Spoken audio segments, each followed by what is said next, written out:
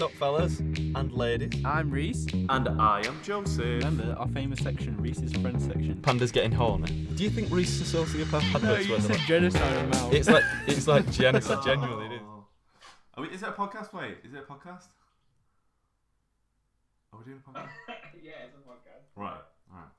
It's number 8.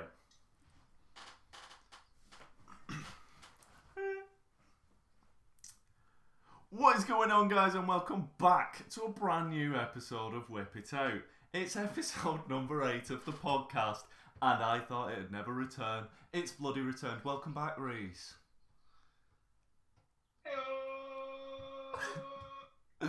Oh, it's good to hear the old tones of oh. It's very, very good indeed. So we are back. How are you feeling, dude? It's been a year. It's been over a year. It's been April. Was it April? Was April that year last? And a half now, maybe ish. It's April was the last upload. It's long awaited. The last podcast upload. Sorry. Yeah. Well, yeah. Podcast wise, we did a few other things on the channel. We're enjoying ourselves, trying out new things, but we went back to Old Faithful, the podcast, the thing where we started. Am I right? Humble beginnings. Humble beginnings and humble ends. Is that a delay or did you just pause? There seems to be a delay now that I've started recording, but nevertheless, we're going to give you a quick catch up of what we're going to be chatting about today, which is mainly focused around the brand new Netflix exclusive series, Umbrella Academy. Season 2, we didn't do on season 1 because that's just the way we roll at Whip It Out, you know. Why start at season 1? But we're going to do season 2 because we've just wrapped it up and we've loved it to bits, and we thought, let's get the podcast, the old crew, back up and rolling, you know. And it's more this time for a roundup catch. Now, me and you haven't really spoken as much, so this is going to be pretty much us catching up properly on camera in just under a year. Well, not a year, but a couple of months. Yeah? We haven't spoken in a while. Yeah. That was because of the reason. I don't know who you are. My I don't know name- who you are anymore. My name is Greg. I'm a real estate agent, and I live in Braitmont. My name's Jeffrey. Oh.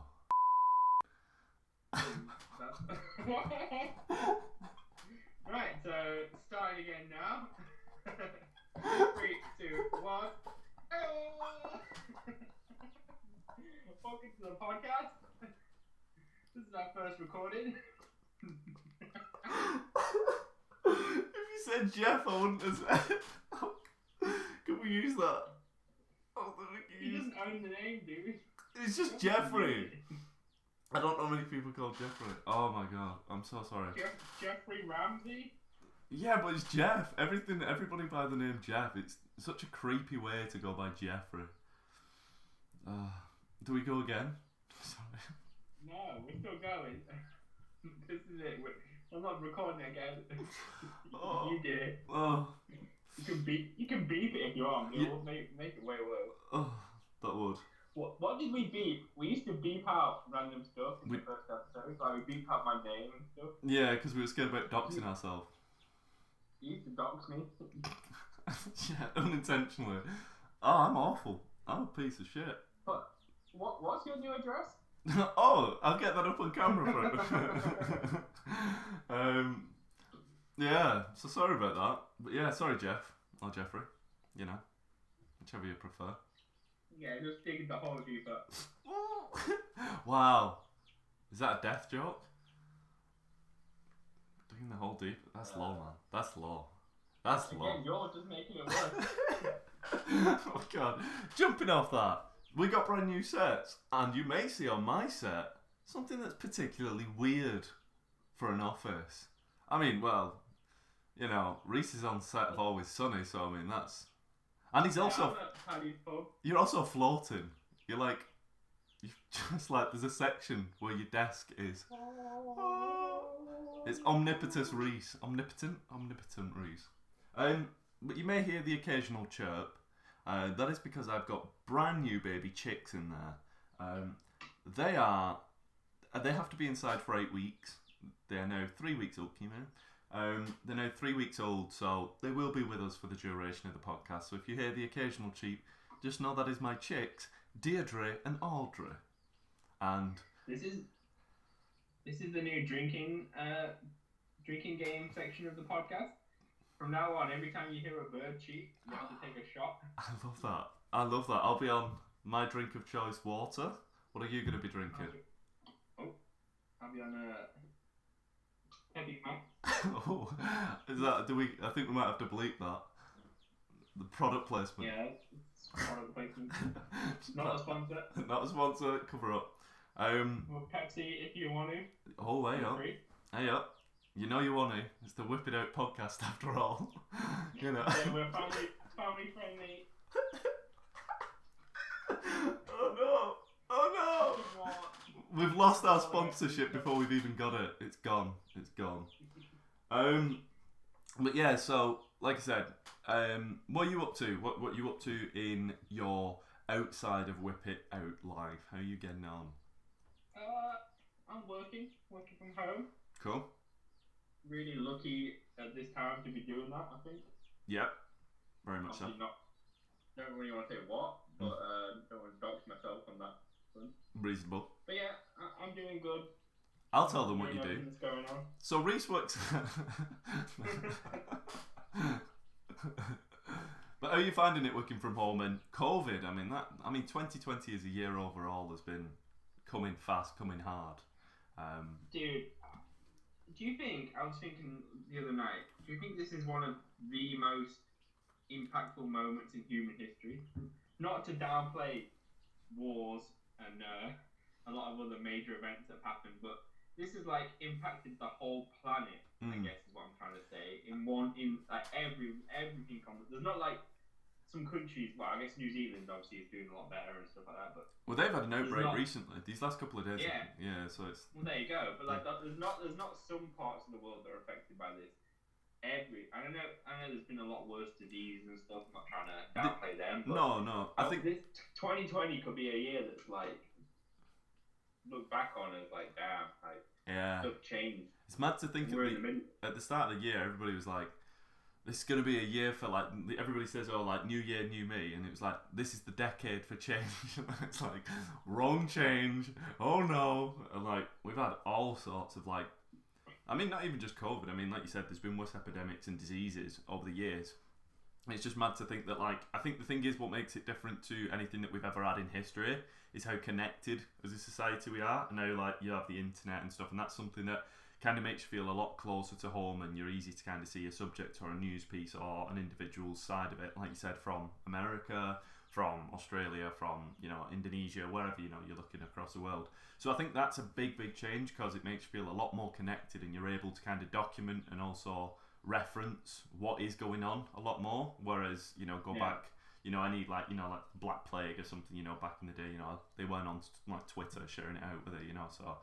True. And the idea of statistics and the idea of being able to document it for certain of like, you know, these are the deaths that have come out for definite or people that have had it and stuff, testing and stuff, like I said, I think how advanced as a society we are, I think that impacts it massively as well, because like you said, it's a lot more real. Yeah. You know? So yeah, definitely, I do agree with you. But you know, it's been interesting though, because like you said, as much as you know, it's interesting to see how people are like thinking about afterwards and stuff, and you know where to go, because it's very possible that this might crop up again in a few years' time, and you know, it's just how long does it stay about? It might never go away. It might never. Some diseases they haven't cured. Yeah, it's true. So thanks for listening, guys. Thank you. We might have to put in a section at the beginning of it where we say things get real deep, things get real fast approach. And if you want to skip to Umbrella Academy, go to this point. Yeah, we can checkpoint it. Yeah. Timestamp it. Yeah, I don't know whether. Yeah, they timestamp it. They actually have sections on YouTube now where you can actually section your video into. Isn't that for like good channels? Yeah, I think you have to be at a certain amount before they allow you to do it. I don't know. I don't think. Do a comment that's got timestamp. Yeah, I don't think us with our comments and doxing and product placement are going to be getting it anytime soon. But you know, there's always hope. I think it's good. Sorry. After you. That's our first one. That's another drink. This is a part 2 of the drinking game. Every time we interrupt each other because of the delay, and someone's like, and then he's like, no, you go. That's another drink. Right, we'll get chugging, boy. I mean, I've heard about 40,000 chirps right over this end, so am I drinking on every single one of them?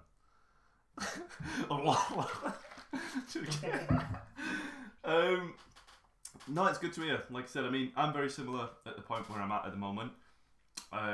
With my current job, I'm actually going in. So I'm actually in a workplace.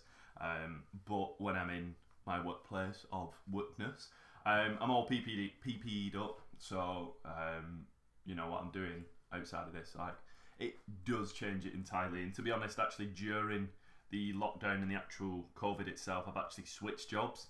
So that was insane. I actually got scouted by another job that they wanted me on during it. So yeah, it was an interesting thing, and like you said, it's the uncertainty as well. So that was a big ooh, do I do it? Do I not? But I decided to, and it's all going Gucci. Yeah, but last time we spoke, we were at uni. We've now got jobs. We're now working. We graduated somehow. Me being the one that I'm just not sure how, but yeah. You've got two kids. I've got 2 kids. I don't speak to them. They've grown up and decided. Chickens. Yeah. They're chickens. Yeah. They don't speak to me though. They just chirp at you. Yeah. They make me drink. We've got the monkey there, which is watching me. Yeah, this is Bonzo, and then this is my collection of Funko Pops. Please don't, abuse me for it. I've spent way too much on them. Anyway, you can't see them, dude. Oh, can you not see them? No. Oh, I can see them on mine. Yeah. Maybe it's. See the edge. Oh, maybe. I don't know how anyway. it's. I don't know how it's gonna come out. This. Maybe you will. Maybe you won't. If you can, yeah. Sorry. If this comes out. If this I mean, on the footage, because on my screen you can. I mean, if the episode comes out. Oh yeah, well that's very true as well. Oh, that's very true. Speaking about this episode, we were going to speak about Umbrella Academy. Yeah. Like that segue. So a bit of a roundup on Umbrella Academy. I watched it. I watched first season. Really enjoyed it. I watched the second season and I really enjoyed it. Now, before we fully get into it, what we're going to do is we planned that we're going to go ahead and do kind of a spoiler-free roundup before we get into the actual spoilers, because I think that's reasonable. So if you wanted to stay about, if you've not seen it, why not get on it? If you don't know somebody, if you've not got Netflix, you'll know somebody who has. So get round to their house. If you've got to the level of boredom in quarantine where you're watching this shit, you're watching our shit podcast, and you haven't got Netflix and you haven't watched Umbrella Academy, then you need to sort yourself out. Something's up, man. No, sir. You're a bunch of wrong'uns.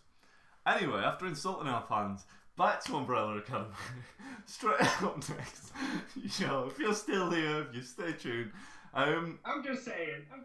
And you're watching this. I agree with you. But this is free. Netflix isn't. So hey guys, if you want to see more of it, subscribe. What are we like? Are we like and subscribe. 15 minutes in? Subscribe, guys. That's the one. Umbrella Academy. Let's stay on track. So we're gonna do spoiler freeze, and then we're gonna move on to kind of a breakdown of the episode with little sections in and about it as we go. So yeah, I think I'm going to throw this over to you, Reese. Could you kind of do a summary for somebody who's not seen it, not seen season 1? You've really thrown me in it, yeah. Could you not? I didn't plan this. Could you not? I just wanted to say that this wasn't planned. Go. 3 seconds. So a summary if you've not seen season 1, or a summary if you have seen? Just kind of a whole summary, because I think I want to preface, I think you have to watch season 1 to watch season 2. Definitely. This isn't a show where you can be like, oh, just jump into season 2, it's really good. Mm-mm. It is really good, I think, but I don't think you can jump in on season. It doesn't. Again, it's not a show that's like gonna tell you. There might be a Netflix recap thing at the start. Yeah. But it's not gonna explain everything that's come before it. You're gonna. It's straight into it. Yeah, the person that you're with is gonna get really, really irritated real quick because the amount of questions you're gonna be throwing out. So just don't be that person and just go back and watch season 1. Why are you doing it? Yeah. Right. So, end of season 1. The world was about to end. The moon was destroyed. So 5 came up with a plan to time travel everyone back in time to prevent it from being destroyed. That was like the last ditch effort to save the world. Yeah. So my favourite, my boy 5, transferred them all back. They all shrunk. They were all changed to little kids, back to their little kid forms. Forms. At the end of season 1, I thought season 2 we were going to get them as kids again. Yeah. Well, they obviously had a better idea than I did. So they go back to 1960s. 60s. 1960s. It's a range though, isn't it? 'Cause they all got dropped off it. There's like a specific year, isn't there? Is it 63? Yeah, well, like you said, it's not actually 1 year, is it? It's a bunch of years. I think it But is. they're in the 1960s. It's Early. the same, it is 1960s, right? Yeah, it is because yeah, it is. Yeah. But it's the same spot, it's the same alleyway, but each of them get chucked out at different times, different years within the same alleyway. That's the start of the episode, I guess. And then it's them trying to find each other, I guess, is the non-spoiler plot. I would say, without trying to say too much. Well, five specifically is trying to locate the rest of them, and depending on where they got dropped, which year they got dropped off, some of them have been there longer than others. Some of them have kind of started new lives. Yeah, I think this is. Some of them, yeah. I was going to say this is preferenced with the idea that last time 5 time jumped, he was gone for something like, what was it, like, how many years? Something like 40, 60 years or something, and then, like, I don't know, because he... Go on. It's just, that was the point I kept thinking of during the show, because, again, without getting into spoilers, a few of them have issues that 5 time traveled them, and then they've been stuck in the 960s for a period of time. Yeah. And 5 keeps trying to say to him, like, I was time traveling and stuck for 40 years. Yeah. Like, you've been here for a year. Yeah. he was in the apocalypse for 40 years. Yeah. They're just stuck in the 90s. I'm sure it's not great, but I kept feeling bad for 5 at that point when they were moaning about it. Yeah. No. Fair point. I was going to say as well. So overall, that is the somewhat preference of season 2. If you've not seen it, if you've not seen season 1, then Reese did amazing and summarised it bellissimo at the end where you were left off. So I would recommend going and watching it if you've not. Again, while you're watching us. But yeah, season 2 wise, I think we should move on now potentially with your amazing roundup being done to the next section, which I was going to say is likes and dislikes of the season. So maybe, like I said, we could do character breakdowns. I believe that's what I've got on my list next. What would you like to do? Up to you. You're the host, man. Let's go ahead and do likes and dislikes, and then we can move on to the character breakdowns, I think, after that. So, yeah. Some of our likes and dislikes might cover characters. Yes. Well, so. Maybe. We'll go with that, but I don't know. To start off with, I've never read the comics or the graphic novels. Now, I've seen them, and I've, skimmed through and seen people speak about them, but to say that I've actually sat down and properly read them, I'd be telling porkies. But like I said, I know enough, I'd say kind of pop culture knowledge and reference towards the graphic novels that I know that the show hasn't fully stuck to it. I know that in season 1, Hazel and Cha-Cha from the actual series, they're not actually introduced until the second series of the books, or the second issue. So it's kind of the show creator, is it Steve Blackman, I think it is? He's kind of had creative license and kind of started to fiddle about and kind of change and place his favourite aspects of the graphic novel and change them up and put them where he likes. Speaking of that, and this is going to be my first like, I honestly I just thought they were stand out.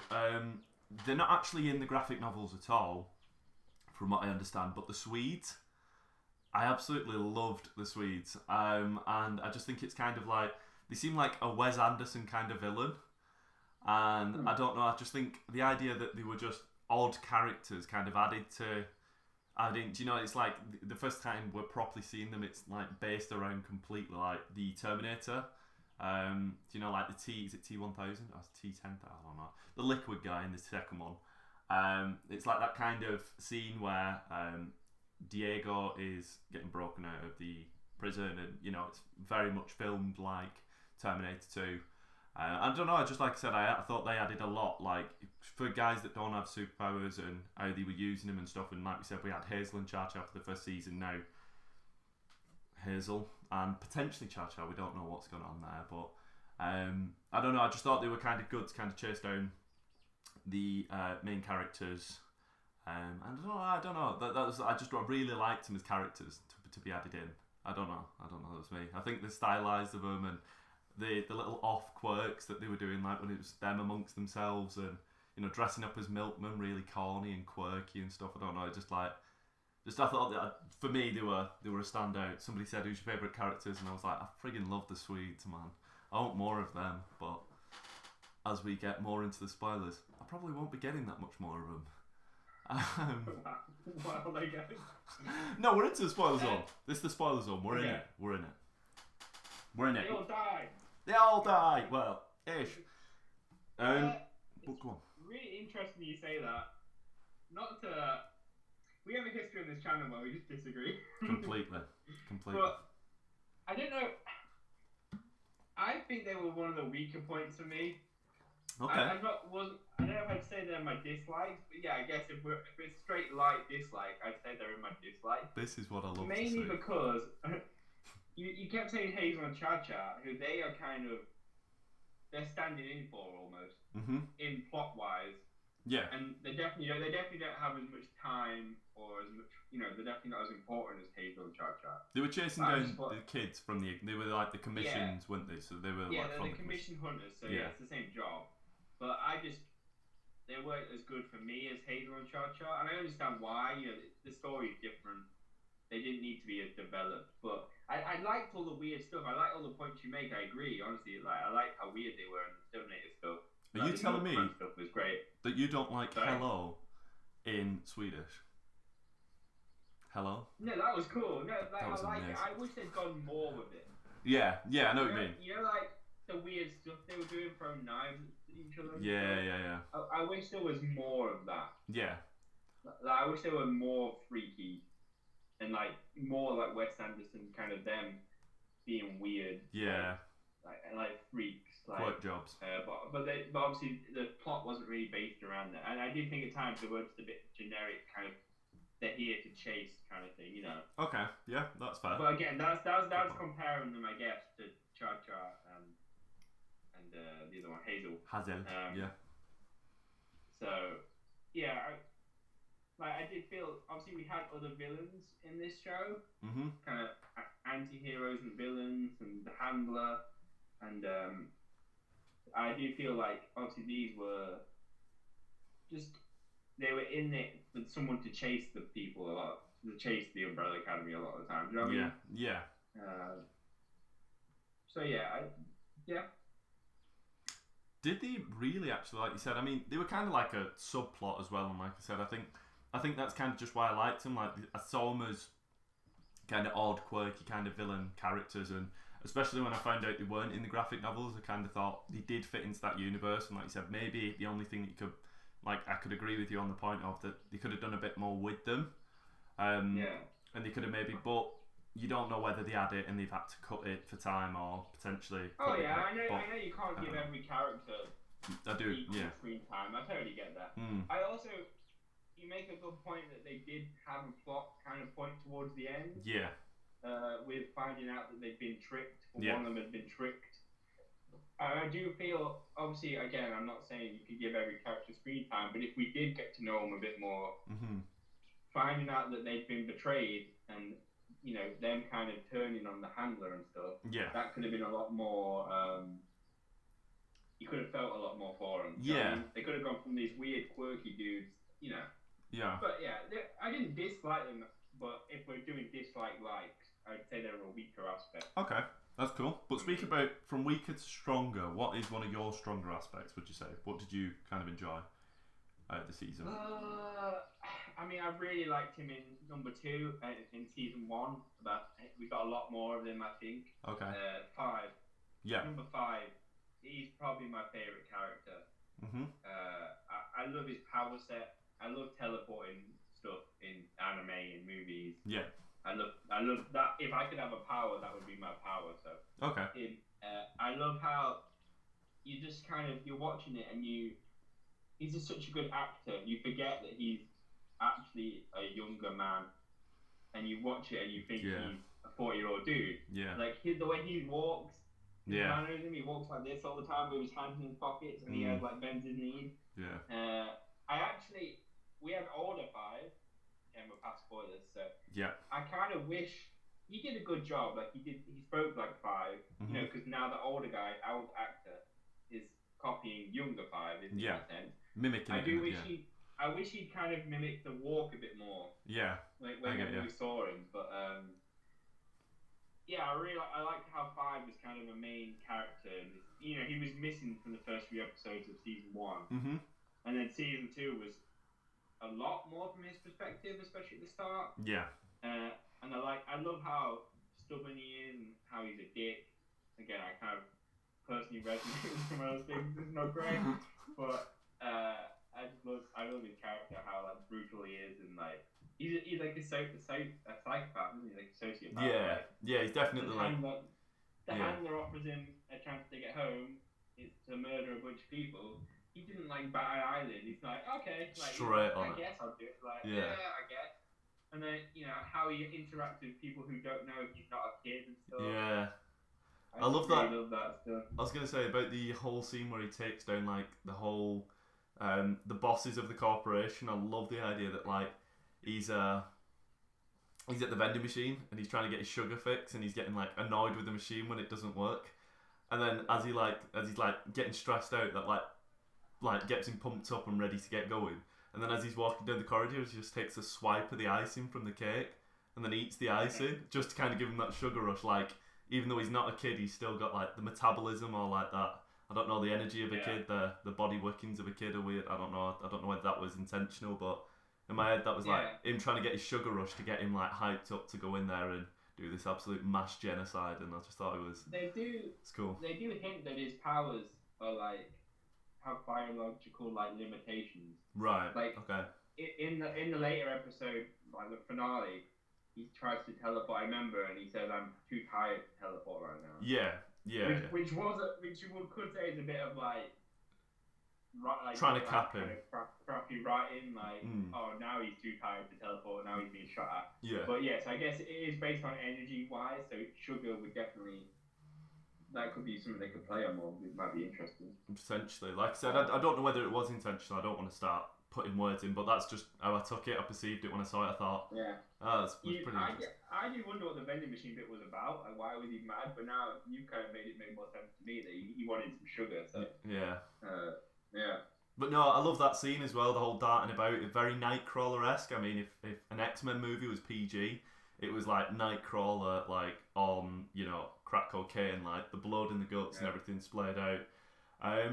So yeah, no, I do think 5's fantastic. I can't knock him at all. Aidan Gallagher, I think, is that his name? Is Aidan Gallagher his name? Oh, I've got the IMDb up here. Yeah, Aidan Gallagher in real life. I can only see good things for him as an actor as well. I think he's so capable, and like you said, I think the only thing is what I've seen of interviews is that his passion's music into it as well. So he actually has a huge passion for music. Literally, the guy loves music. Over acting, that is he's number one what he wants to get into. And I think I've seen him do a few streams where he's actually playing guitar and singing and stuff. So I don't know. We might have an all-rounder. We might have another absolute. In my eyes, Donald Glover is number one. and that guy can Yeah. do anything and everything. And like you said, you don't know whether. Triple threat. You see, it's no round threat. So we might see him doing stand up. We might see him building houses in a few years' time. The guy can do everything. But yeah, so like I said, I do think he adds a lot, and I'm glad that we got to see a lot more of him. And like you said, from his perspective in this season, I don't want this to just be a complete flood fest on things that we like, but I just want to kind of say as well, how it was filmed this season was incredible. Like for me, like they pushed it a lot more, and they were a lot more stylized. Like I said, like the feeling of the show having a character itself, like the actual scenes and like the actual like scenarios and stuff, everything that they were kind of placed into, it had a feel to it. The show, even though, and you could say that potentially was down to the idea that the show was shifted to the 60s, and that was like the style that they kind of gone with. But I think that aside, like the actual filming aspects, the actual like the grade and just certain things, like I said, they seemed quirky. Like one thing is the obvious, that is the music. So like the music that they put to like fight scenes and stuff, was it like Backstreet Boys, like Backstreet's back, alright, as like the Allison's getting like throat punched and thrown to the floor, and like it's all that. So I thought that was really, really cool. I thought the music was a huge factor, like even just character in and of itself. As we mentioned, the Swedish Hello track as well from Adele, that added like a certain, like as soon as it came on, I was like, oh, that's not English, and I was like, that's Swedish, that'll be like, and you get it without it even having to explain what it's meaning. So I thought that was really, really cool. Like I said, to me the music was on point. And I think Steve Blackman, again, sorry if I'm butchering the name, but I think that's the showrunner, like the guy who heads it all up. I think he said he literally sits there, and when he's coming up for scenes and stuff for the series, he said he'll sit there and with his just on shuffle on music, and he said he'll sometimes hear a song and have a scene that matches the song, and then have to write that into the show sometimes. So he said, like, it's not all the time, but he said he'll hear a song or a piece of music or know a piece of music, and as he listens to it, he comes up with a scenario, and he's like, how do I work the characters into that scenario, because I want this to be like a scene. So the guy's got a passion and a feel for music completely. And that's really interesting. I studied animation. I think I've said that before. Yeah. I'm kind of a wannabe animator. Like, hopefully, or I animate. You will. Not professionally. But when I kind of have exactly. I'm not a director for a show like he is, but yeah. When I hear music, when I listen to songs, my brain, when you kind of zone out and listen to music, my brain will come for a scene for that song. Yeah. I've made animations in the past where I've been listening to a cover of something or a song. I've been like, oh, I see a scene in my head, and then I kind of storyboard that down to what I've seen. And didn't I see one? That's, I think I saw one you did, pardon? didn't I? Did I see one that you did? I did. There was a cover of a Radiohead, Paranoid Android. Yes. Like an orchestral kind of Disney-esque cover by a band. He's doing the search. Did I find it? Give them some credit. Nord Pole Orchestra. Okay. I did actually getting way too personal, I guess. But I did I remember I emailed them because I wanted to I made this. I didn't actually ever finish the animation, I guess, but I made the animation and I wanted to put it up, but That's I didn't cool. want to I felt bad for using their song, and I kind of want to get permission and stuff, so I emailed them, and I got a reply saying go for it, kind of. Oh, that's cool. That's cool. Yeah, but it was just a real Disney-esque orchestral version of Paranoid Android, and I saw this whole scene in my head. So so that's really cool. That's cool. You have to send me that. I've not seen that. Yeah, I'll definitely. I think it was on one of the YouTube press releases that they were speaking about. Yeah. But like I said, the show really did have a feel to it this season, and like I said, it was just certain scenes. I can't remember. I'm trying to pick out something in particular, but it's just the way that it went about, and there was the actual filming, and like I said, just the cinematography of the shots and how shots are held, and just the scene design and set design of everything. It just felt like it really did have a certain charisma to it this time, and there's been family and friends that haven't seen it, and they said, oh, we started season 1, it just wasn't my cup of tea, or I wasn't too into it, not too invested. And I've actually said to them, if you can get through season 1 and you can get to know the characters and treat it as an introduction, season 2, you can tell budget's gone up. You can tell like the leashes have been like released a little bit, and like, you know, Netflix have seen it's a hit, and now it's like, right, run with it rather than like stump it, or, you know, kind of potentially what was going on in the first season, you know, wicking to a budget. But like I said, I feel like it's a hit, it's worked, and, you know, it's now got the go ahead. And I don't know, I think it's flourished under that, whereas some projects, you know, some you know, like sequels or, you know, anything like that can sometimes be over budgeted, and then you can kind of just span on and do too much with, you know, your budget, trying to like use every penny or go over the allotted budget. But I'm not too sure on that side of it, whether they did, whether they didn't stay within budget. But it seems like the budget has been extended, and you could see that in the overall product. It looked better for it, I would say. So that was good to see. I think like writing wise as well, the first season, obviously, like you said before, they've kind of deviated in some points from the comics. I've not read the comics. Now that you've told me they are different from the comics, I might read the comics, because I didn't want to read them to spoil, but if there is a difference. But I feel like the first season kind of, obviously it has to set up these characters, which it did. It has to tell its own story, which it did well. Now I feel like season 2, especially with putting them in a different time zone, and some of them have had to develop themselves because of living in the 60s for a few years. I feel like it's really allowed the characters to flourish in writing, and kind of become their own, you know, kind of become part of their own versions of them. And like Diego especially has really developed massively. He was just like a merc in the first one, wasn't he? Like an angry, like he was like Raphael from the Ninja Turtles. Yeah, he was. Yeah. And now he's kind of become, you know, he's starting to like understand himself. Daddy issues, and addressing it. Yeah, like I said. I think that would be one thing that I would say is consistent throughout the whole season. I didn't want to get too character heavy, because I know that we're going to move on to that. But I suppose it's in and of, you know, it's the series, it's all the same. But I think massively with all the characters, I think they were developed, and I think the storylines and their arcs and stuff were definitely progressed further, and, you know, there was more leeway and ability to kind of stretch that.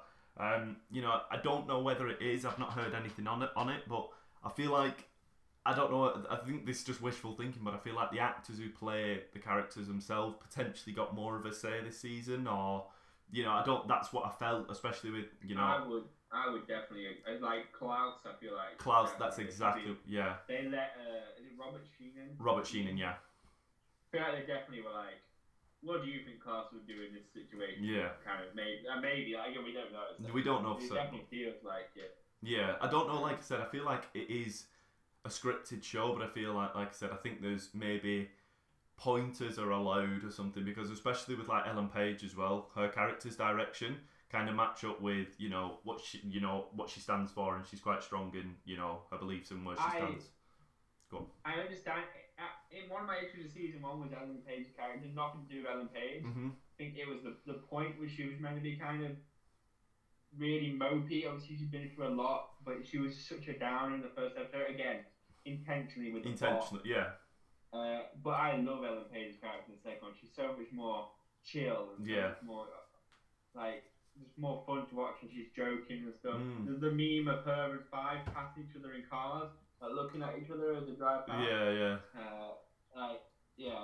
I love her character much more, and seeing her use her powers and stuff. See this. One of my. Drink.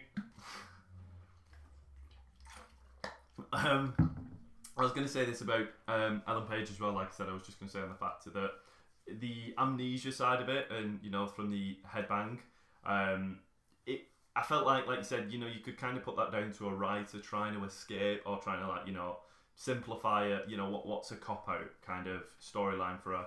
But it worked, because like you said, in the first season, you know, she was, and I think I've spoke to people who have seen the series, and they've said, like, you know, we speak about a character, and they weren't too bothered, like, after the first season. They were like, they didn't really care where she progressed as a character, or they were more interested in another character over herself.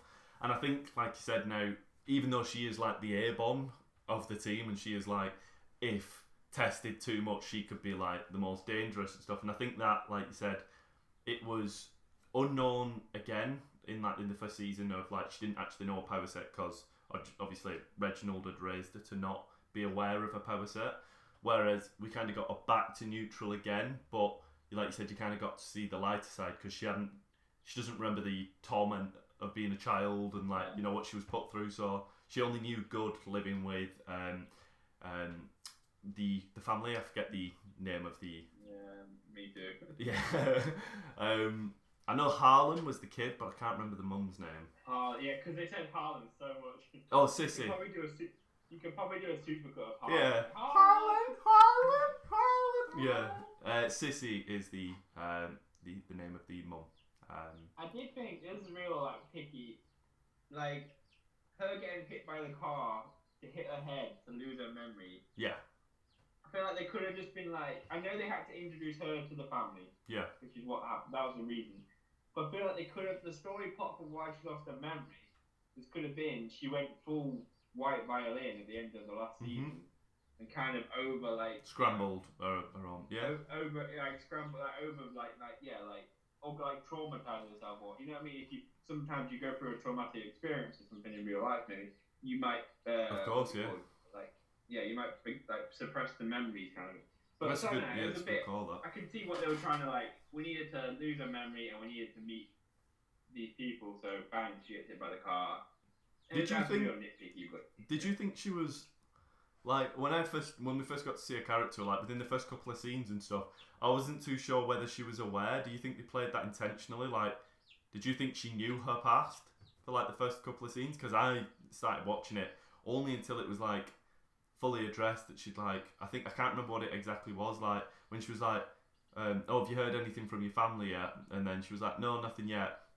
I was watching that as if it was that she was aware and that she was kind of keeping quiet because if she actually told them a truth, it'd be like, right, she's insane, get her out on the street. Do you know what I mean? But see, I got the same because you couldn't say, oh, I time traveled.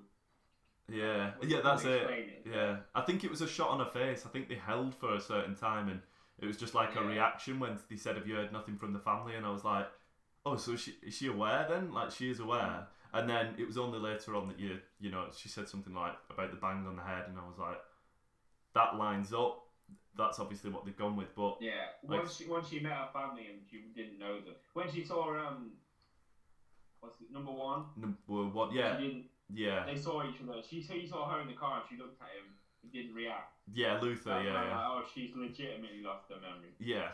But I think I imagine it was a director's kind of point to like, because last time we seen her, she was dangerous and like almost killing people. Yeah. And now she's with this family and this little boy. Mm-hmm. So I imagine it was to add a bit of tension to like, does she know who she is? Yeah. Is she the violin and she's pretending to like, you know, keep you on edge of what's really going on. But, yeah, no, it's like you said. I think overall, I think fantastic what they did with her. I think we're speaking about the characters. I think we should just move on to that because that's kind of where we're feeling like we're going. But I think I said if we're going to talk likes and dislikes, it's going to fall into it's going to be character. This show is all character. Yeah. And a lot of the plot obviously as well, but like you were saying, I feel like they must give the actors a lot of leeway because it's a very character-heavy show. Yeah. They're each of them is a completely unique character, which leads me on to someone else who I really enjoyed in the season, who I thought, for a different reason than I liked him in the first season. I think everyone says Klaus is the funniest character ever. I know why. Robert Sheehan is hilarious. Yeah. For me, the funniest character this season was number one. Luther, yeah. Luther. Yeah. Some of his facial reactions to all the stuff going on. I agree with you. He's so like chill. He's like he's not trying to be the leader anymore, and parts of the time he just rejects being the leader. He's just like he just follows Five around like a puppy. And some of his facial reactions to like people just shit on him. Yeah. He's some of it was making me laugh. Was it the Rocky scene where he falls over and eats shit, and then the kids kids call him like a dumbass or something. He's like, oh, okay, and then he carries on joke. Yeah. And the funniest scene for me for the whole show, and this pays off so much if you've seen season one. If you haven't, why are you watching this? when they were trying to time travel older Five or younger Five back. Yeah. And all the five makes the portal. You see season 1, and Yeah. I've seen season 1 a few times, but even I didn't remember this. You're seeing the characters come out of that doorway, looking at the portal, and oh shit, they're season 1. They're ready to send him back, and then you see Klaus from season 1 come out with that fire extinguisher and chuck it at the portal, which happened in season 1, and you're like, oh, I guess nothing came from it. And then it fucking hits number 1 in the face. knocks him out. So and I good. thought it was gonna. It kind of didn't, because it went in the way they wanted anyway. They got younger 5 back through the portal, but I thought it was gonna hit 1 and it was gonna cause a load of shit. Like, I was gonna help number 5 escape. Yeah. But and you could say, oh god, like Klaus caused all this from the past. Yeah. But it was just such a good payoff. I don't know if that was ever planned or if they realised once they opened that portal. Yeah. Obviously, writing this show, they realised, wait, what happened when we opened the portal in season 1? Oh, Klaus threw that fire extinguisher for it. That was genius. It was good. It was good. To be honest, like you said, there was a definite laugh out moment from me when he did that, and as well. And I think one of the scenes that a lot of them are speaking about in press as the funniest scene is, you know, you forget when you watch a series like this as well, when you actually like behind the scenes of the filming, like a lot of the time all the cast aren't together.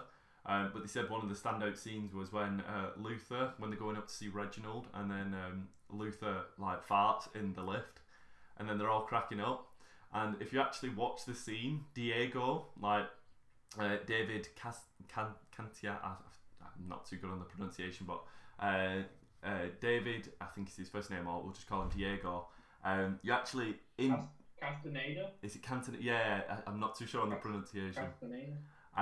But yeah, so Diego is like breaking completely. Like he's absolutely corpsing. Like he's laughing his head off on the scene that they've used, and he's just there like laughing, and you can see him like his head's down and stuff. And I remember watching it like it kind of works because like Diego as a character might have been laughing at that. Like I said, he's kind of come to terms with himself. He's kind of loosened up. He's not as much just a hitman. Like no like emotions. So you know it kind of worked, and he was but. It's just funny to see that, like you said, the idea that for them, a lot of them were saying that was like the hardest scene to film because they were all together laughing, and a lot of the time, like you said, Robert Sheenan, Klaus and Ben are together for scenes a lot of the time. Yeah. Maybe Luther and number Again, 5. Not to say it for every character, but Ben got so much more to do this season. Ben really did, yeah. I didn't expect the Ghost to get a character development and get like one of the saddest moments in the series. Yeah, big time. Like that had me tearing up when he like sacrificed, sort of sacrificed. Yeah. That was really good. I think on a character level, like I said, and I think to be honest, I don't know whether you agree with it. I could say it maybe to number 5, but I think for me, I think that Klaus is the star of the show. Like for me personally, like I think for season 2, because it's like every time he's on camera, like you said, it's that freedom that he's been given and stuff, and it's like he's always up to something crazy or something. Like his storyline was like the most outlandish and stuff, and his connection, like the buddy cop kind of thing that he had going with Ben, I think that worked really, really well. I think he's definitely a fan favourite. Yeah, I think he is. This is the thing, like I've watched Robert Sheenan from Misfits, and he's absolutely hilarious on Misfits. Yeah. And, he was a main part to that show, but, watching him in other things as well, like I said, he's not really had his big break. And I know we used to do recasting on this channel. We used to do, like, who we'd cast as, like, the Rick and Morty live action. I'm telling you now, if we do one for Pirates of the Caribbean, I am casting Robert Sheenan as the brand new Johnny Depp. I think he could lead a pirate-esque kind of like film series like that. I think if they're going to want to continue it, I honestly... Yeah, Jack Sparrow, I can see that. See, that's for me, Absolutely. Honestly, I just see him like... But I know that he's had a few big breaks, like there was the Immortal Engines, was it Peter Jackson's film? It's like cities are like big vehicles. He was like the lead in that, or like one of the co-lead, or like the lead star. He's not really had his big break that's worked, and for him, this Netflix series, I think, is the thing that's got him internationally, kind of globally known on a bigger scale. And hopefully, like I said, I think he's absolutely hilarious. I mean, you watch him in press and stuff, and he's just got like charisma oozing. Like honestly, he's pretty much the characters that he plays. on screen, if given the freedom, he is just that character Yeah. in real life. And from Misfits, he plays a very similar character to Klaus. If not, you know, a loudmouth kind of cocky. He's a little bit more like, you know, louder-mouth kind of cocky, arrogant in Misfits. And if you've not seen that, I would recommend that.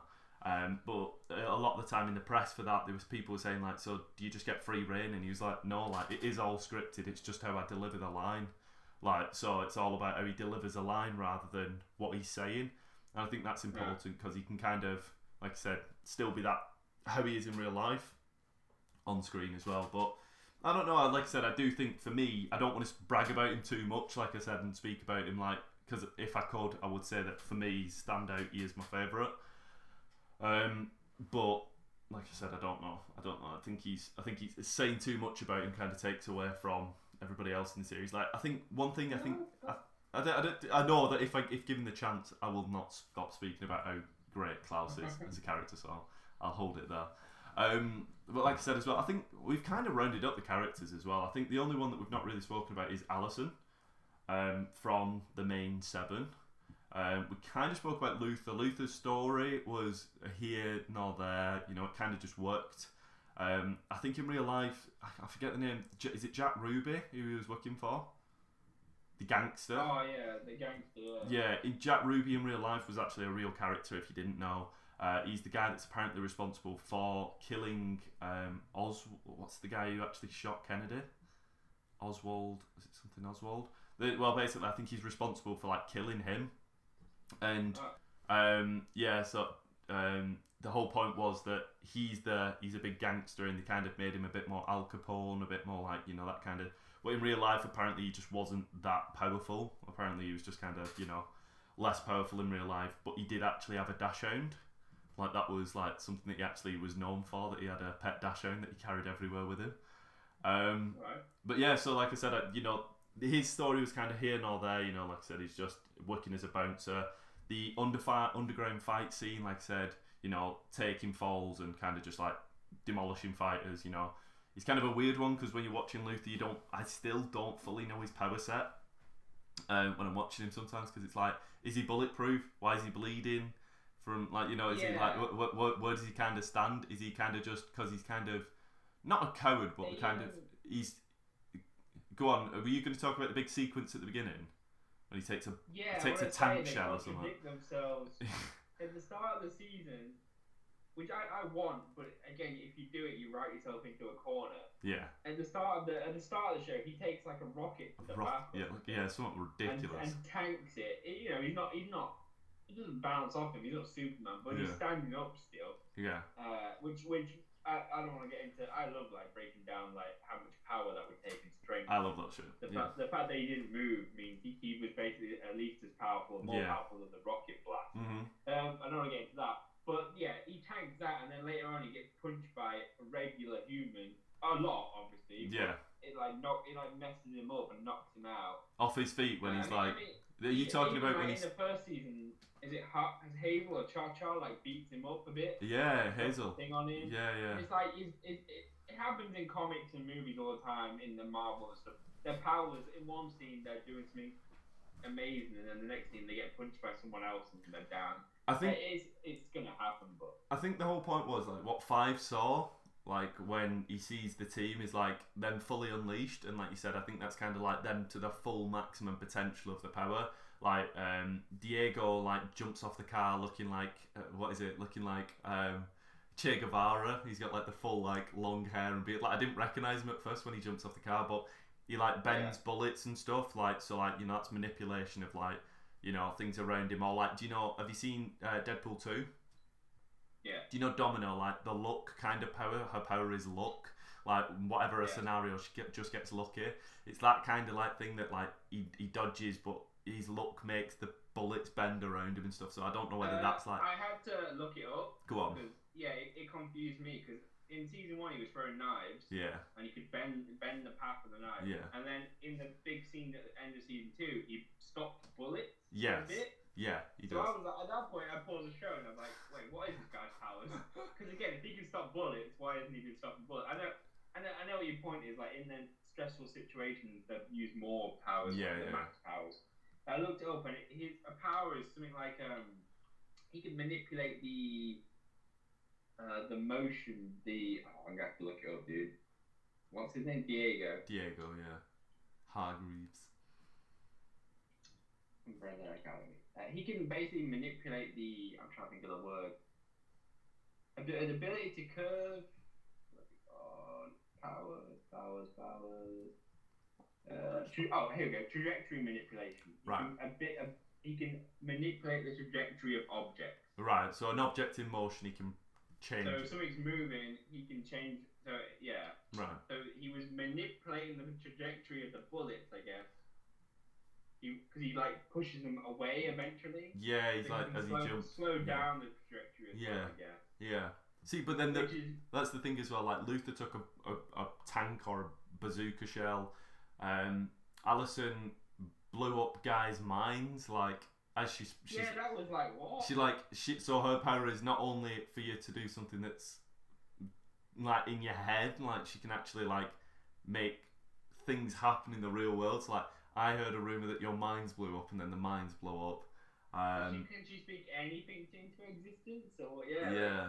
That's kind of where I was like, so she like way more powerful. And then Ben was there. Ben was like visual, so like Ben kind of like manifested himself into the real world to some form. So he'd used his power to kind of, and then like I said, Robert Sheenan brings soldiers back from the dead and then kind of like pushes them forward. And so like you said, there is that kind of point of what exactly was that? Just like a kind of them at full maximum capacity, like fighting, like train the powers to that level to fight the army and stuff. Had they been like montaged up, you know, we don't know why they got to that point, but like you said, if they've been, using the powers to the max, is that them at the max? And that's something that, like you said, near the end, seeing Diego stop bullets, that's kind of him showing that in a pressured situation he can maybe touch those levels. But I don't know, like I said, jumping back onto Allison as well, sorry, just a quick one. I think Allison, for a kind of her story was great, and I think, like you said, the idea of race and stuff in the 60s being a huge topic, that the change in America, like you said, still change being needed there. But I think the idea of walking into the restaurant was so telling, because instantly, like, I didn't even think myself when she landed back in the alleyway, and I was just like, oh, just as whatever. And then to walk into that, I was like, oh no, like, it just makes you like literally my toes curled up as I saw it. And like I said, when you're watching it, you're like, that's good cinema, because then you're like, oh no, like you're feeling instantly for the character, and nothing had even been said by that point. Topping up on top of the fact that she couldn't speak as well from season 1 adds more to it as well. So like I said, as a character, I like what they kind of put her into, put her into a situation where she had to kind of grow. And interestingly enough, out of all of them that were put into the time, like out of place to where they were, I'd say she adjusted the best as a character. Like she kind of worked it the most, like by not using her power and by just integrating and working herself in and stuff. And I thought that was, like I said, I think that was like especially cool. But I do know that I've listened to, I think her name's Emmy in real life. She did say that, in season 1, she felt like she was kind of chasing after her husband and her child and that life. She went, and then in season 2, she was kind of chasing, a new life with a new husband. And she said in season 3, if, or whatever happens, she would like to potentially push an avenue of herself and like just kind of focusing on herself as a character, because although she's back in present day, we obviously don't know. It's not the same reality that she left. So does she have kids? Does she have a husband? Most likely not. That might give her character more freedom to potentially kind of play about with her power set. Maybe just her as a character, like you said, because I feel like she was the most underutilized, most kind of like on a character basis. If we're saying that's what the show kind of is pushed as, we don't see much character development. And like I said, I didn't, I like the character, but I didn't warm to her as much as like I warmed to Klaus or Ben or Ellen's, like even Ellen Page's character as well. I think like Vanya, you even warm to her because, like you said, you see that lighter side, and that's something that, understandably, with the scenario that she was in, it's not something they could have really done this season. And that was like, I enjoyed what happened, and I enjoyed like how they worked it in. And you know, the whole standing for the movement and stuff. It was very, like I said, I think on point with what's going on in real life, and it's a subject that needs addressing, and I think it was good. But for the actual actress, like I said, if she wants to potentially look down and look into like progressing a character as an individual in the next season, we don't know where we're going with next season, but that might be, like I said, that would be something that maybe is a dislike for me, like I said, on the factor that she didn't get to express herself. And this is from her mouth, like I said, as an actress, she wanted to maybe do a bit more with the character rather than feeling like she's a sideline to a male kind of character. So that'd be cool to see for the next season, which I'm guessing is a definite. I don't know whether is that your point? Like I said, I don't know whether that's. Yeah, I definitely agree that she had the most grounded storyline, which was a real, like, definitely a story that needs to be told, obviously, and addressed, and is real poignant, obviously, at the minute. Yeah. Obviously, it's always poignant, but I do feel it was one of the weaker storylines because the rest of them seem to be working towards the goal of getting back home and stuff. Mm-hmm. And again, like you said, she'd become the most adjusted, and she didn't know they were there for a lot of it, so she was working on, you know, living a life there and trying to achieve some real goals and stuff. But I do feel like, especially towards the end of the season, the end part, her storyline, because the rest of the plot was like, right, we're going to time travel out of here. Yeah. So it kind of made her what she'd been working towards. Obviously, the goal and the movement is really important as a real life event. Yeah, definitely. But the fact that I feel like everyone else as well had more of a wacky. I think maybe what she's talking about. Everyone else got to have a bit more fun. Yeah. In this kind of wacky adventure superpower show. Yeah. And part of her story was, I'm not hiding my powers, which, again, a lot of the characters from season 1 had developed to the point, you know, I'm not saying she went backwards, I don't think she did, but it would have been cool to see her, like, get to use her powers a lot more. Yeah, because like you said, it leaves us questioning, like, can she actually manipulate, like, her real world around her? Can she actually manipulate somebody into doing something that isn't physically possible? That's something that we're still, like I said, 2 seasons in, not really sure on a power set. You know, we know what Diego does. We might not know the exact name of it, like we said, like trajectory, like, you know, adjustment and stuff. We know that, like, that is the name of it, but we know his power set. And to an extent, like you say, we kind of know Ellen Page's as well. Vanya's, like, although it's never really used, you kind of know she's like literally like a nuke level powers. But yeah, I think hers, and potentially, like I said, you know, we still do wonder with Luther what exactly his power set is.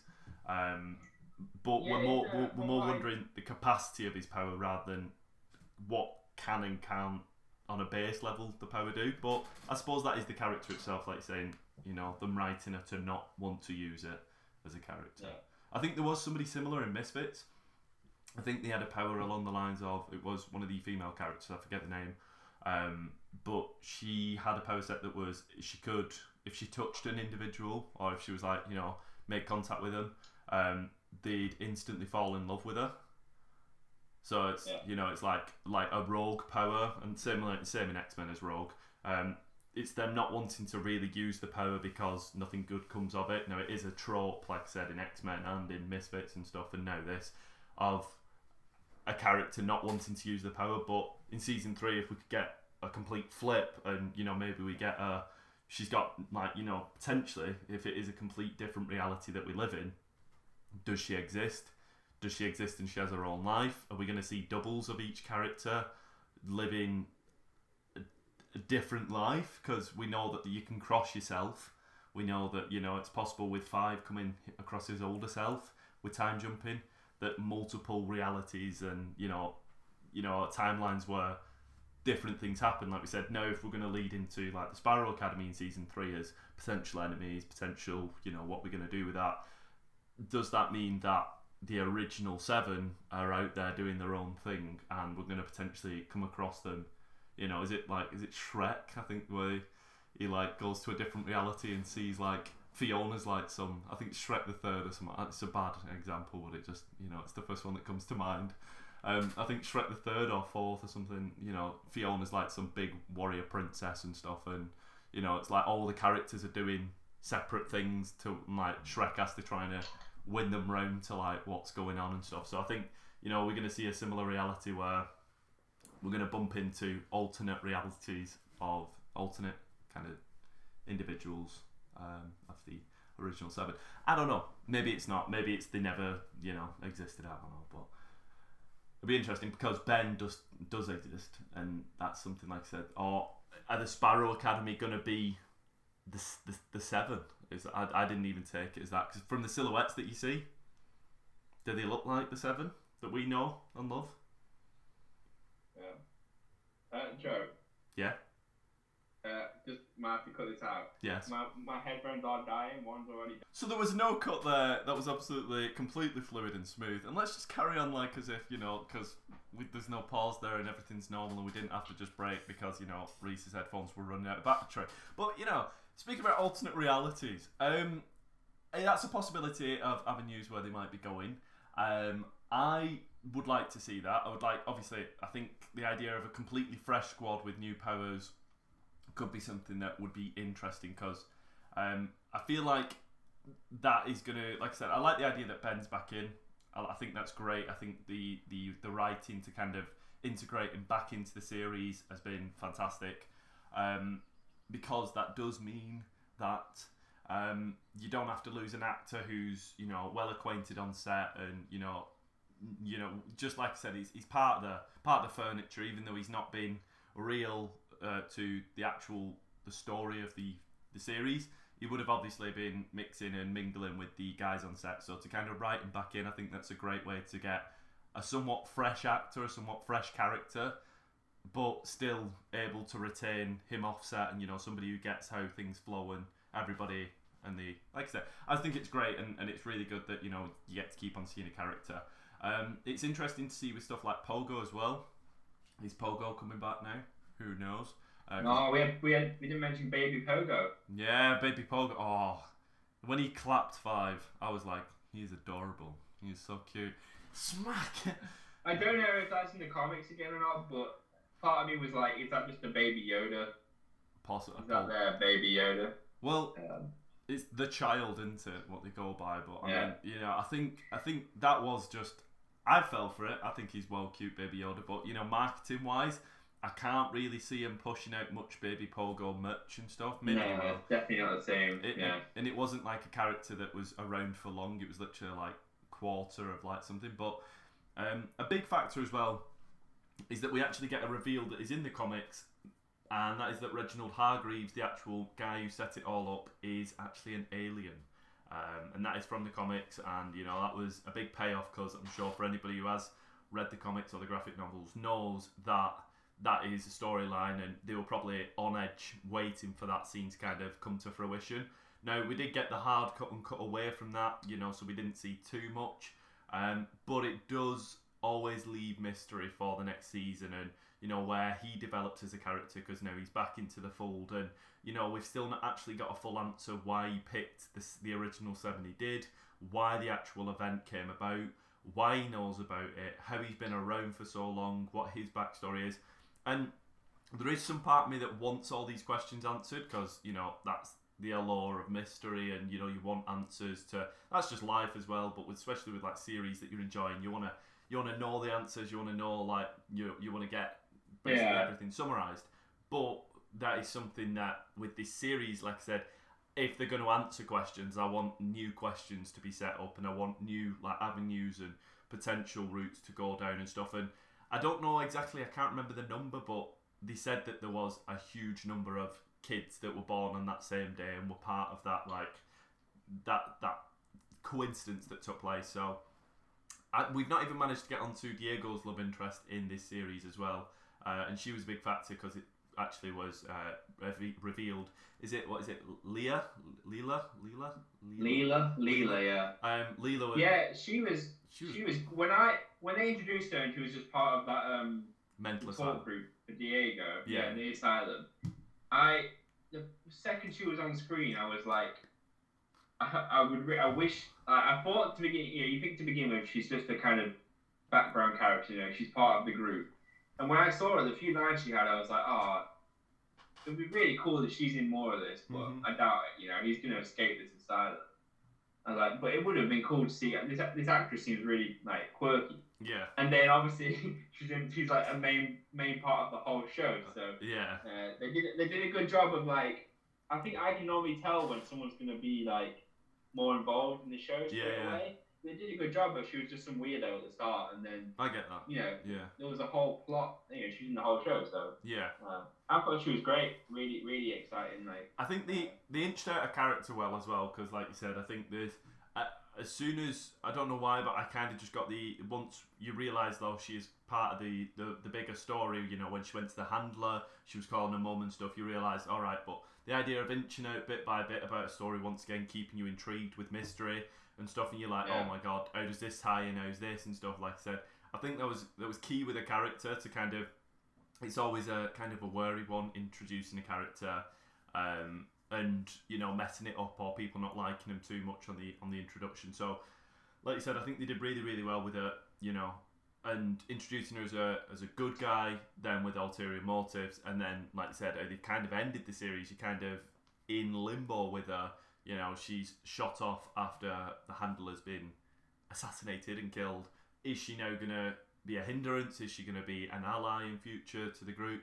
Do you think she'll be in the new team, the Team Sparrow? Do you think she'll be one of those members? No, I wasn't actually thinking that. See, but it's a possibility. I don't think she will, because I think she's got her own thing going on. And I think, I don't know whether she kind of needs to be, because as we saw in that whole fight scene, she can actually hold her own against the group.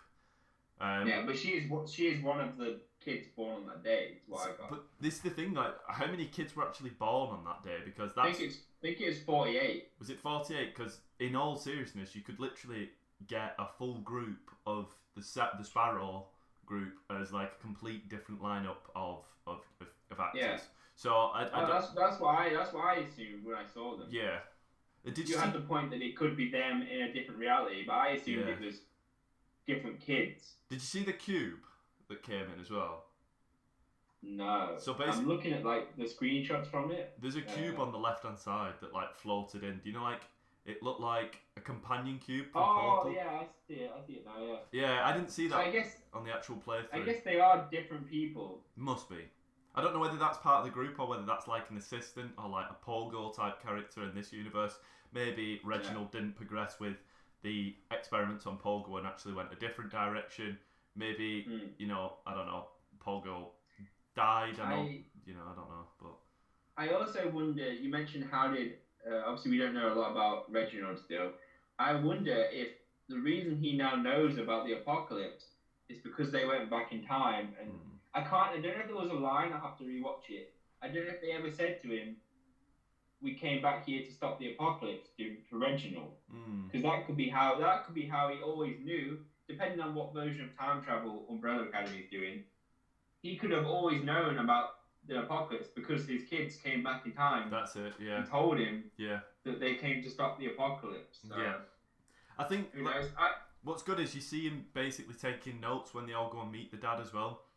You see him taking notes, and there's a theory that I've seen thrown about, and it's kind of one that could be a cool one for season 3, is that they've approached him like at least 6 times or 5 times or somewhere around that margin before he actually has a sit down meeting with them, all on separate occasions, and then like you said, occasionally at certain scenarios. And it's the idea that he knows that this is long-term plan to build this group, and a lot of people are saying that this day when all these kids are born, they are somewhat related to Reginald, and they have a reason that Reginald is connected to them, like whether they're his kids, whether he did something that, you know, they are connected to him in some way, or he knew about it because obviously he was straight there, you know, getting the 7 that he wanted. But the idea that he was so unimpressed with the group when he saw them back in the 60s to see, right, this is what I've created, this is what they've become, taking notes of all the powers and skill sets, that he prepped to fight them, because he was like, I'm not having them, I'm redoing it. If I'm doing it proper this time.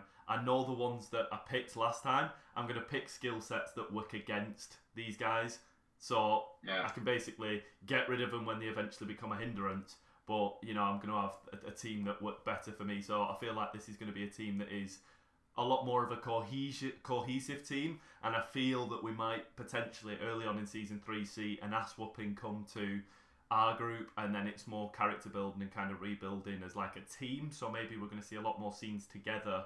I'm not too sure what the overall goal is, apart from, like I said, the obvious one is to eventually the end fight, the end battle most likely is going to be them fighting the Sparrow Academy, you would think, but you don't know whether they might just off with them, and then you don't know where the avenue is going to go. But you're dealing with an alternate reality, and I know that in the comics as well, in the villain for the first comics, the first novel is a guy called the Conductor, and basically it's actually, do you know, as Vanya's in the orchestra, the conductor of the orchestra is actually the main villain in the first books, and he basically like manipulates and makes Vanya work against the group.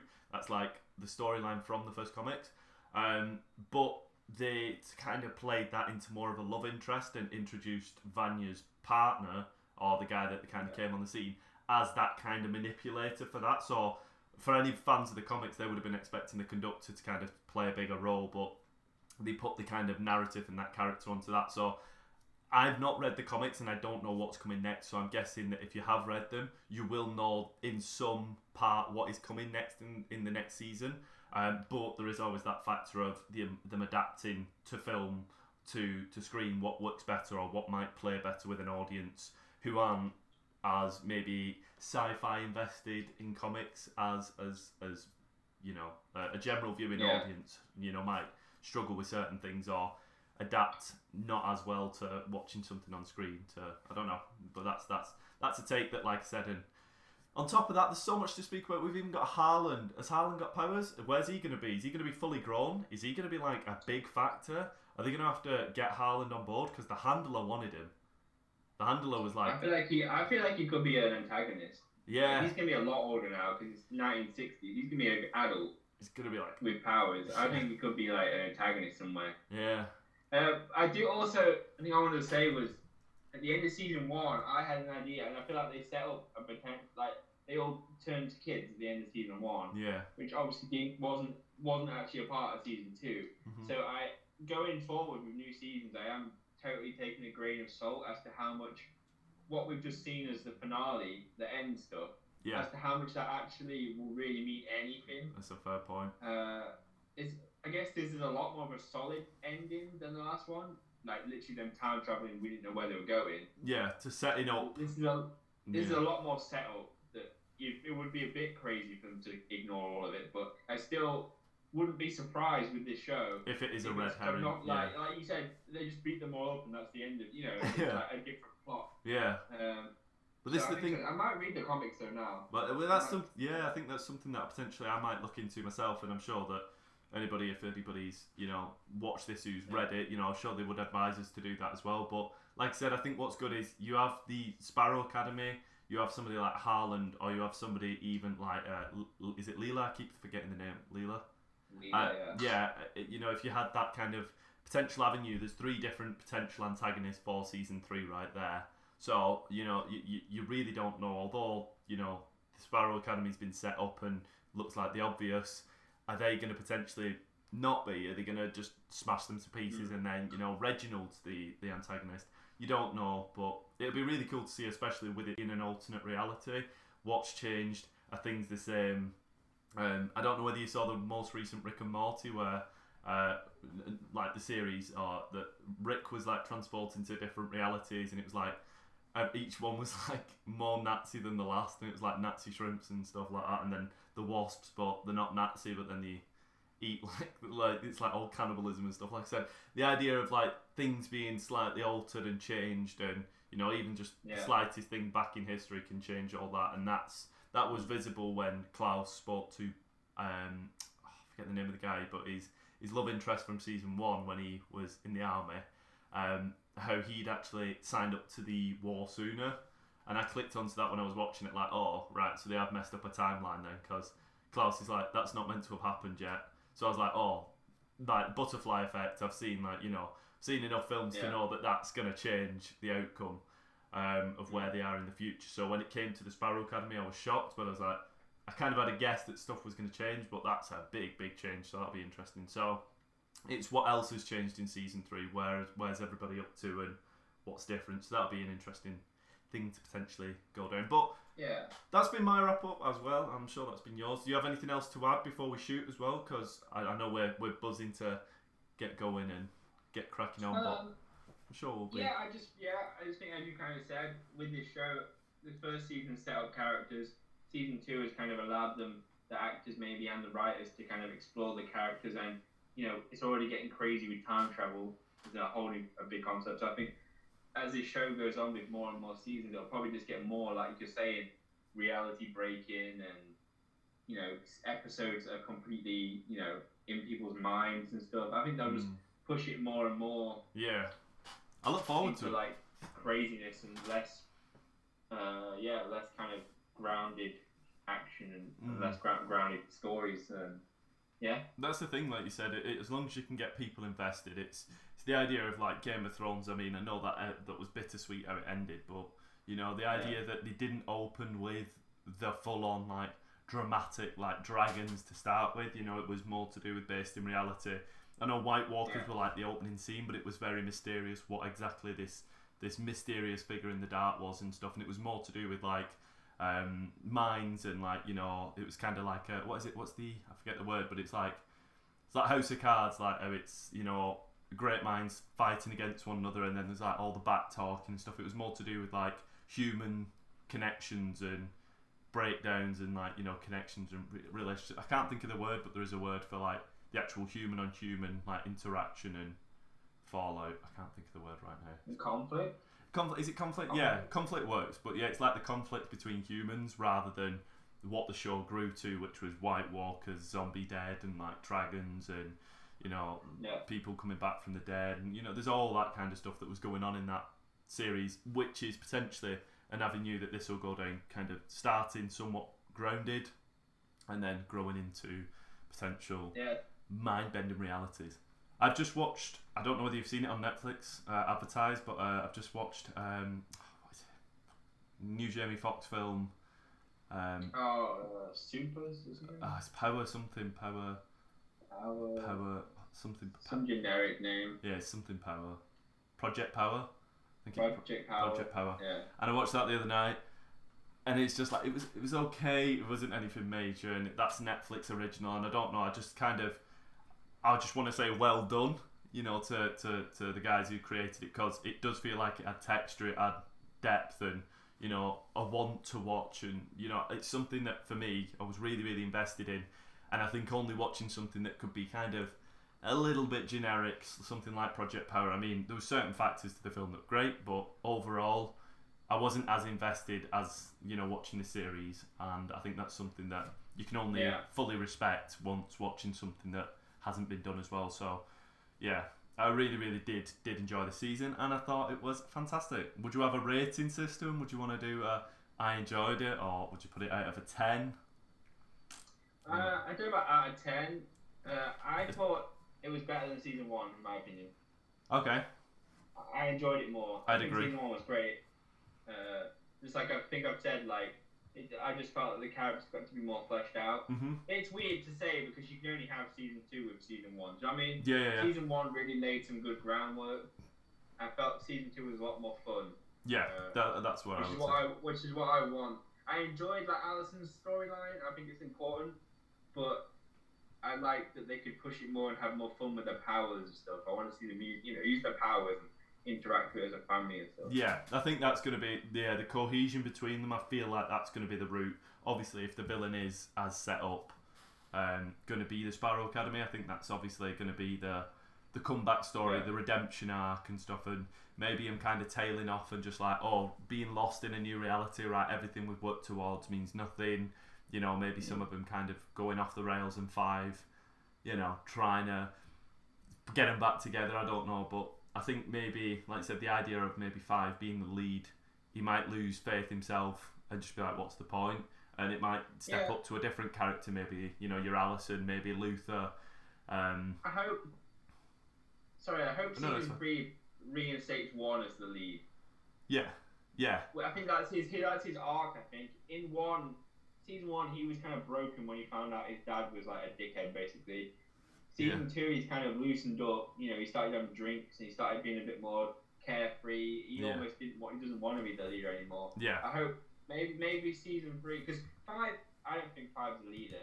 You know, he's the smartest one, and he's maybe like he gets stuff done, but he's not a good leader. He's So I hope season 3, if there is this new team that they have to band together, you know, if they have to come together, like you were saying before, to fight another team, I feel like I hope one kind of takes up that role again of being the leader he was maybe meant to be, kind of thing. But again, I don't know what's going to happen in season 3. No, you don't, like you said. But I think from what we've seen and stuff, it sets up to be very exciting, and I look forward to seeing what comes of it. And even just looking at like IMDb and seeing the reviews of like each episode on there, you can see that overall the quality of season 2, everybody seems to be enjoying it a lot higher than they did season 1 as well.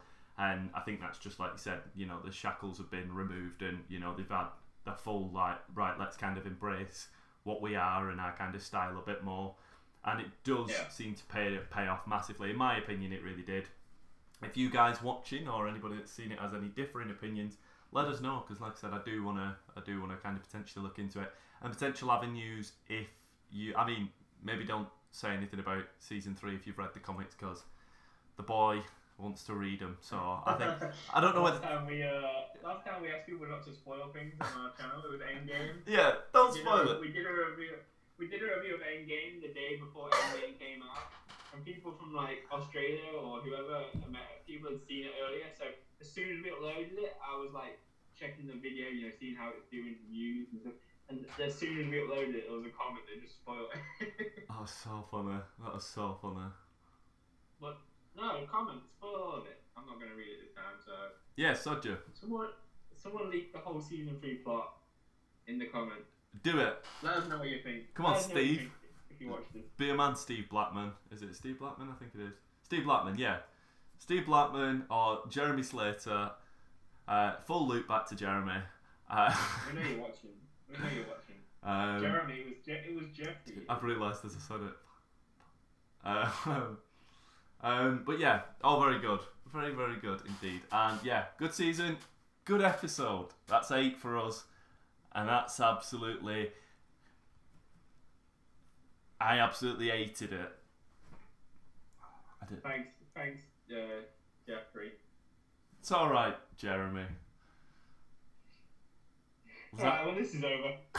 Thanks for Is watching. it? Is it though? Do we end it here? Definitely. I think we cut already, haven't we? No, we keep going. Stay safe. Wash your hands. Stay away from people. Yeah. You. And if you're doing alright, if you're just doing okay. Are we still going? Are we still going?